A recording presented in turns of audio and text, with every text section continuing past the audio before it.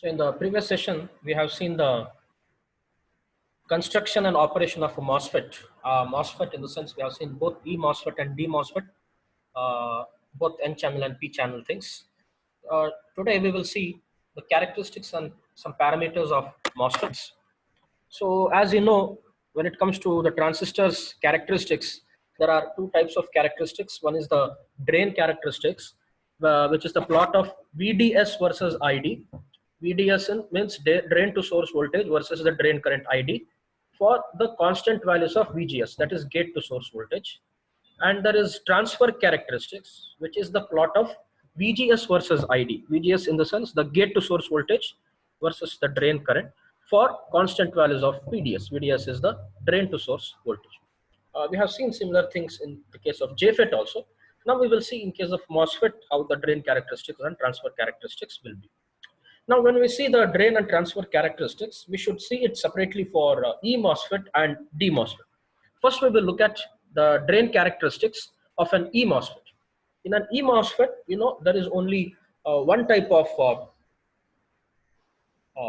one mode of operation, that is enhancement mode, right? In enhancement mode, when you consider N channel E MOSFET, the applied VGS has to be positive, right? And VDS is also positive. When you give at a constant VGS, as you increase VDS, the current will first initially rise and after some time it will become constant, right? So as you give higher values of VGS, the current will increase, right? Because when you give a positive voltage at the gate, equal negative charges will be induced in the channel, right? There will be the channel conductivity increases as you give higher amounts of gate voltage. So this explains the graph. For higher values of gate voltage, the current will be more, right? The current will be more, and after you increase VDS at a certain point, that value of the current becomes constant, right? The value of current becomes constant. That is because that is because of the resistance, that also keeps increasing as you increase the gate to source voltage. Okay, the resistance between the gate and drain, that will become more reverse biased, and that's why that reverse bias, it will offset the effect of the increase in the conductivity, and that's why the current becomes constant. Okay, but you should remember, when you increase the value of the gate voltage, you get higher amounts of currents. Okay, you get higher amounts of current for the same value of VDS. So this explains the drain characteristic. It is the plot of VDS versus ID. Okay, yeah, the drain characteristics of P channel E MOSFET, it is similar to this, but in P channel VDS and VGS are negative. So in P channel, if you consider, VGS will be negative and VDS will also be negative. It will be in the fourth quadrant. You can write here, but you have to show VDS as negative, and here it is -1, -2, -3. It will be similar to this. Okay. Coming to D MOSFET, drain characteristics of D MOSFET. So in D MOSFET, there are two modes of operation. One is depletion mode and enhancement mode. In N channel D MOSFET, whenever you apply positive voltages at the gate, it will be operating in enhancement mode. We have seen that in the operation yesterday. And when you apply negative voltages at the gate, you will be operating in depletion mode, right? So in the enhancement mode, it will be similar to this, right?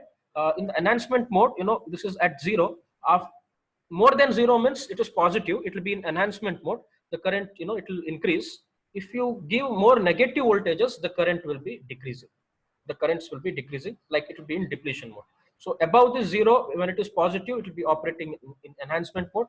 Below that 0 level, it will be operating in the depletion mode. So in depletion mode, as you increase the voltage, as you increase the negative voltage, the current flowing through the drain, it will be reducing. So this is about the drain characteristics of an N channel D MOSFET, wherein you're plotting VDS versus ID for constant values of VGS. Okay, so even in this case, in the P channel, the VGS is positive. In P channel, VGS will be positive in depletion mode and VGS is negative in enhancement mode. Just the opposite of this. In depletion mode, VDS will be negative, VGS will be positive for depletion mode, VGS will be negative for enhancement mode. The polarities will be opposite when you consider the P channel D MOSFET. Okay, so that's about the drain characteristic. where you can see the current will increase whenever you increase the positive voltage at the gate in enhancement mode. Same in enhancement mode in D MOSFET, but the current will decrease whenever you increase the negative voltage at the gate and source. Coming to the transfer characteristics, the transfer characteristic is a plot of VGS versus ID. Okay, it is a plot of VGS versus ID for constant values of VDS, right? Gate source voltage versus the drain current ID.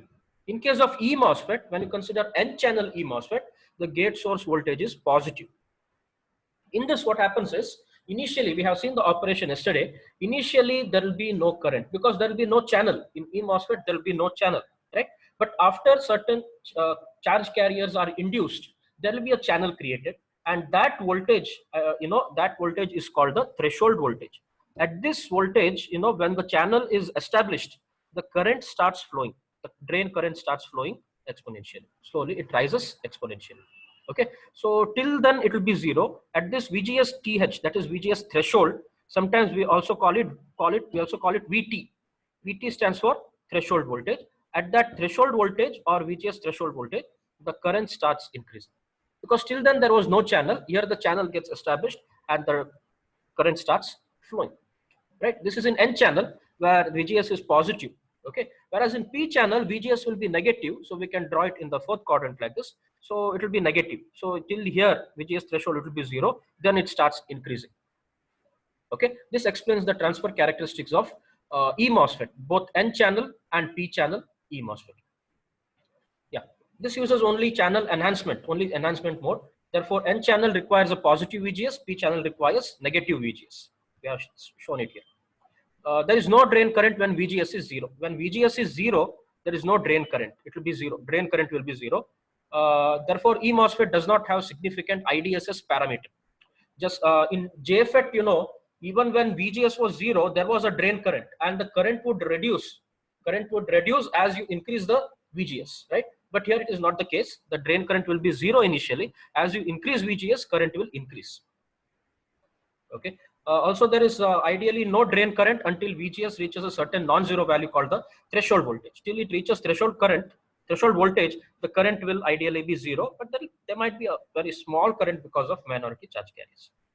The threshold voltage, it is defined as the value of the gate source voltage VGS until which the drain current ID remains zero. Or in other words, you can say it is a value of the gate source voltage VGS after which the drain current ID starts flowing. Okay, so in either way you can explain the threshold voltage. After that voltage crosses the threshold voltage, the current starts flowing. The equation is not the same. In this case, the equation is not the same as the equation we have seen in JFET, that it followed the square law expression. But here there is another equation where ID is given by K into VGS minus VGS threshold whole square. So that it was something different, right? If you remember. Here K is a constant. It depends on the particular MOSFET, and it can be determined from the data sheet, okay, by taking specified values of ID for ID on. Okay, you can take the value of ID as ID on, and you can take as K is equal to ID on divided by this value VGS on minus VGS threshold the whole square. You can first get the value of K, okay, and then substitute it in this equation to get the value of ID. Okay, so we will see how to get those values of K and all when we come to the numerical examples. But this explains the graph of ID in transfer characteristics of E MOSFET. When it comes to D MOSFET, this is the graph of transfer characteristic of D MOSFET. What you observe here is this is similar to the transfer characteristics of your JFET, right? This is similar to transfer characteristic of a JFET, where initially whenever VGS is zero, current is IDSS, and as you increase VGS, the current starts reducing, right? The current starts decreasing. So in an N-channel D MOSFET in depletion mode, this is in depletion mode, okay? VGS will be negative. As you increase when VGS is zero, there is a current. In depletion mode, there is certain current, okay? So that current is IDSS, okay? That current is IDSS. As you start increasing that current, as you start increasing VGS, the channel gets more and more depleted of charge carriers. The resistance will keep on increasing until it finally becomes zero. That is what we have said yesterday, right? Until the voltage at this voltage VGS off, the current finally becomes zero. That is the turn off voltage. Okay. Similarly, if you take the case of P channel, VGS will be positive, so that it will induce more and more negative charges. So those negative charges will combine with the holes of the P channel, thereby reducing the conductivity, making the region more and more depleted of charge carriers, and the current will decrease. So at a certain point, the current will become zero. That point is called VGS off. Okay, so this is the same graph as you have seen in the transfer characteristic of JFET. That's why the equation of this also is the same as the square law expression that we have seen in the JFET. Okay, so this D MOSFET, it can operate with either positive or negative gate voltages. When it is positive gate voltage, the enhancement type, this will be the transfer characteristic. Okay, what you have seen in the E MOSFET. But when you have negative gate voltage, the point on the curve where VGS is equal to 0, it corresponds to IDSS. The point where ID is equal to 0 corresponds to cutoff voltage. Sorry, it's called the cutoff voltage VGS off. Okay, the cutoff voltage VGS off and BP pinch off voltage, they are equal, but they are opposite in sign, equal in magnitude, opposite in polarity. Right, VGS off, similar to what we have seen in JFET, and the ID is related to IDSS and these things by the square law expression. IDSS into 1 minus VGS by VGS of the whole square. This explains the graph of the transfer characteristic. Okay, so that is about some of the characteristics and parameters of a MOSFET. We have seen both drain and transfer characteristics of E MOSFET and D MOSFET. Next, there is one application of these MOSFETs which is very popularly used in the manufacturing of your integrated chips or in any electronic circuits. That is called CMOS. CMOS stands for complementary metal oxide semiconductor. Okay, your device made of N-channel MOSFET is popularly known as NMOS. NMOS stands for N-channel MOSFET, and the device made of P-channel MOSFET, it is called PMOS. The combination of an NMOS and PMOS is called CMOS. CMOS stands for complementary metal oxide semiconductor. So there are two MOSFETs, two E-type MOSFETs or E MOSFETs. One is N-type, NMOS, and P-type, PMOS. The combination of PMOS and NMOS is called CMOS. Okay, so if you want to know how they are connected exactly, this is the diagram where the gate, so this is the P MOSFET, and this is the N MOSFET. Both are E MOSFETs. Okay, both P channel and N channel MOSFETs are E type MOSFETs, because you can see the channel, there is no channel here. We have shown the dashed lines. So the terminals, this is the gate. Okay, this is the gate, this is the source, and this is the drain. In case of an NMOS, this is the gate, this is the source, and this is the drain. Okay, these are the three terminals. What you can see in a CMOS, the gates are connected together. The gates are connected together. The drains are connected together. Drain of PMOS is connected to drain of NMOS, and the sources are connected to power supply. Okay, so one important application of CMOS, we use this CMOS to implement the digital circuits. Okay, one basic digital circuit is an inverter. What is an inverter? Inverter is a circuit which converts the input into its complement. It will invert the input. If you give a 0 at the input, you will get a 1 at the output. If you give 1 at the input, you will get a 0 at the output. It's like a NOT gate, right? A NOT gate you have seen in digital logic. NOT gate means it will convert a high into low and low into high. That is called an inverter. So this CMOS is used, one of the basic application of a CMOS is as an inverter. Okay, so here the gates which are connected together, that is connected to the input voltage. The drains which are connected together, that is connected to the output voltage. Okay, gates are connected to input, drains connected together, that is connected to output. Source, as the name itself indicates, source means it is a source is connected there, a power supply. Okay, at one end you are connecting a positive, other end you are connecting negative, or you can say you are connecting 5 volts at the source of PMOS and the ground at the source of NMOS. Okay, this is the setup. Now this input voltage, it can be of two values, either 0 or 1. Okay, 0 is indicated using 0 volts and one is indicated using, or one is actually given using 5 volts. Okay, whenever you give 0 volts, you take the state as logic 0. Whenever you give 5 volts, you take the state as logic 1. Suppose consider the input Vi is given as 5 volts. 5 volts. Okay, now tell me what happens. So you know that in an N-channel MOSFET, now this gate is connected to positive, 5 volts. Source is connected to ground. So what is the gate source voltage? Gate source voltage is 5 volts. That means it is positive. Whenever the gate source voltage VGS of an N-channel MOSFET, N-channel E MOSFET is positive, the transistor is on, that is the channel is induced and it conducts, right? N MOSFET is on, that is it is conducting. Whereas in case of PMOS, the gate is connected to positive, the source is also connected to positive. What is the gate source voltage? Voltage between the gate and the source is, here there is phi, here also there is phi, that means it is 0, right? It is not positive voltage. The gate, the channel is induced only when there is a positive voltage. So here the gate source voltage is 0. That means the transistor PMOS is off. The PMOS is off, whereas only NMOS is on. So when the NMOS is on, there is a current flowing into this, right? There is a current flowing into the in the circuit. So what happens to that? So here there is 5 volts. If this is off, when this is off, there is no path here. It's like an open channel, right? Or you can say this is the equivalent circuit. When T1 is on, the equivalent resistance of this transistor 1, you can take NMOS as T1 and PMOS as T2. When the transistor T1 is on, the equivalent resistance is R1. Since it is in on state, it offers a very low impedance, right? It offers a very low impedance. It's like a short circuit, you can say, or a very low impedance. Whereas this PMOS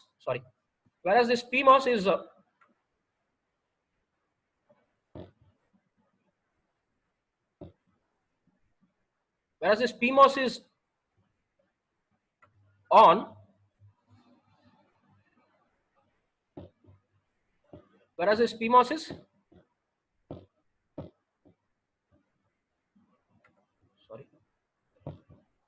whereas this PMOS is off, right? Whereas this PMOS is off, when it is off, it is like an open circuit. So it will offer a very high impedance here, right? It will offer a very high impedance. So because of that, there will be no current flowing in this path, or there will be very small leakage current, or you can say there is no current flowing here, right? So then what will be the output voltage? Because there is 5 volts here and no current is flowing here, the output will be 0, right? The output will be 0.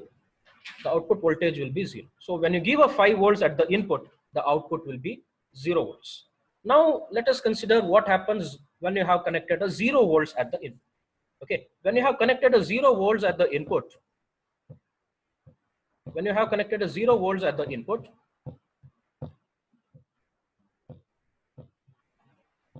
so what will happen is,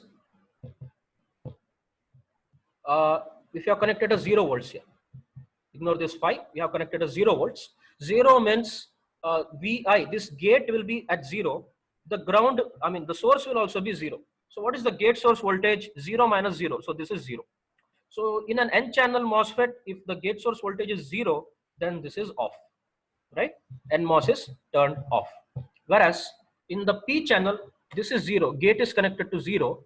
The source is connected to 5 volts. What is the gate source voltage? 0 minus 5. 0 minus 5 is minus 5. That means it is negative.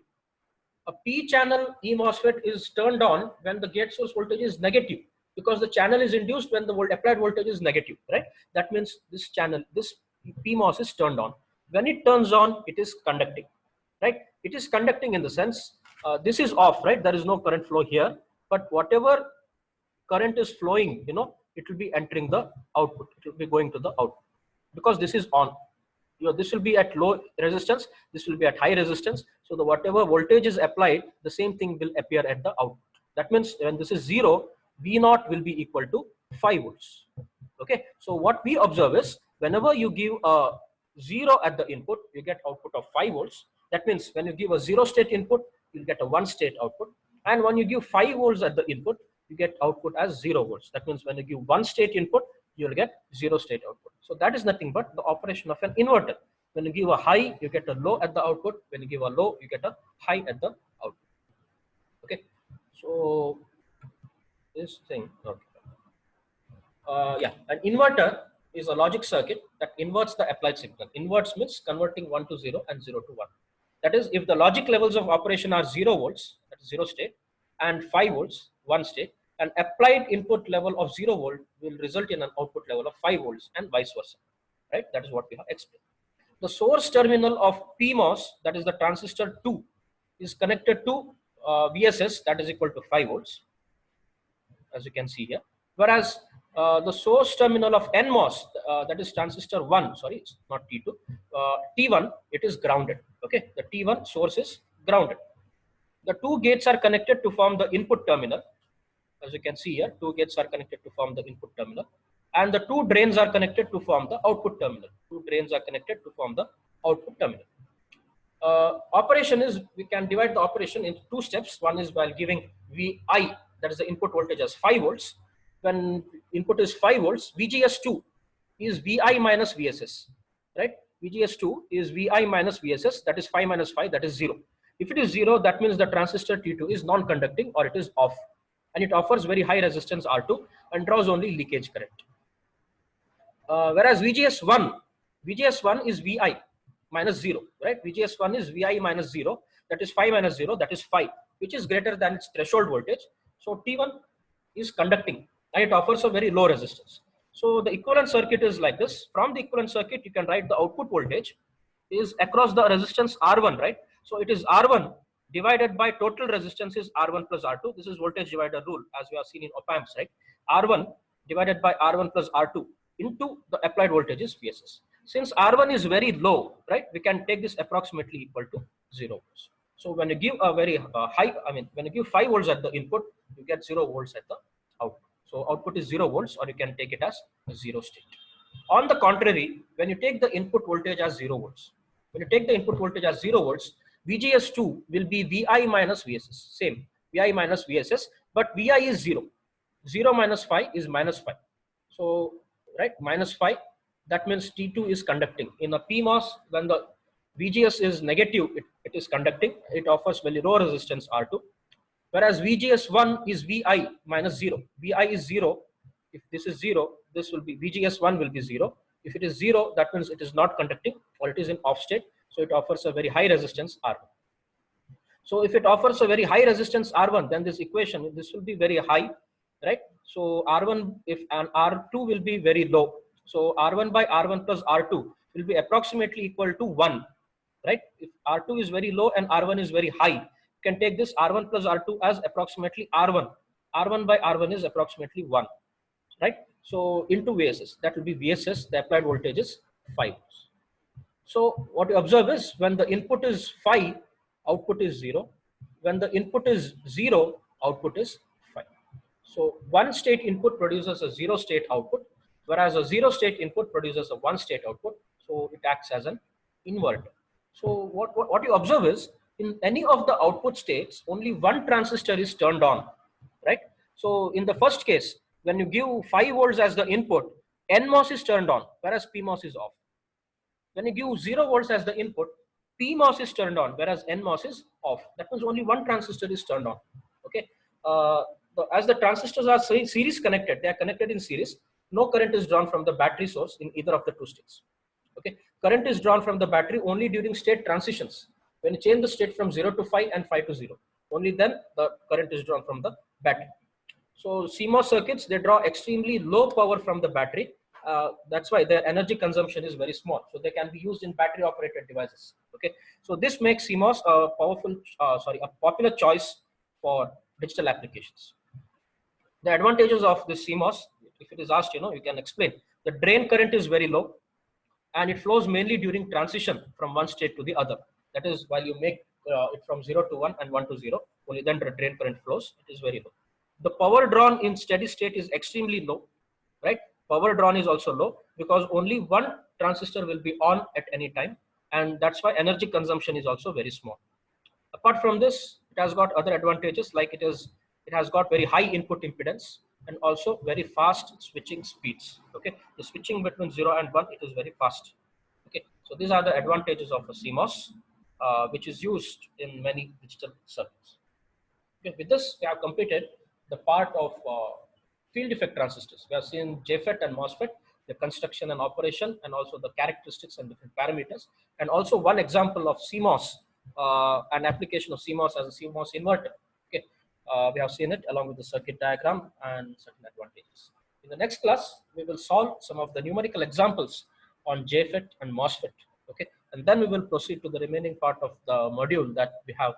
One more topic along with the field effect transistors, we also have silicon controlled rectifiers, SCR. Okay, first we'll finish the numerical examples and then we will go to SCRs.